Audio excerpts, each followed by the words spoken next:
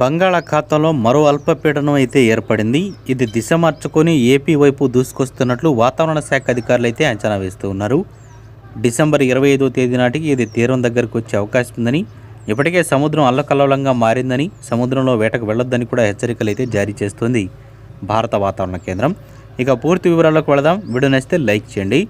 ఆంధ్రప్రదేశ్, తెలంగాణ రాష్ట్ర వ్యాప్తంగా డిసెంబర్ 25 నుంచి 28వ తేదీ వరకు ఈ 3 రోజుల పాటు వర్షాలు పడే అవకాశం ఉన్నట్లు వాతావరణ శాఖ అయితే అంచనా వేసి పేర్కొనడం జరిగింది. దీంతో 2 తెలుగు రాష్ట్రాలకు వర్షాల ప్రభావం అనేది తక్కువగానే ఉండొచ్చు, కానీ కొన్ని చోట్ల మోస్తరు నుంచి భారీ వర్షాలు పడతాయని, కొన్ని చోట్ల మాత్రం అసలు వర్షాలే పడవని పేర్కొనింది. కానీ దీని ప్రభావంతో మనకి చలిగాలుల తీవ్రత అనేది మరియు చలి తీవ్రత అనేది ఎక్కువ అవుతుందని పేర్కొనింది. మీరే కనుక చలి ఉన్నట్లయితే కింద కామెంట్ సెక్షన్లో తెలియజేయండి ఎన్ని డిగ్రీల వరకు చలి అనేది ఉందని. ఇక అదేవిధంగా తెలుగు రాష్ట్రాల్లో భారీ ఎత్తున ఉష్ణోగ్రతలు అనేవి పడిపోతున్నాయి.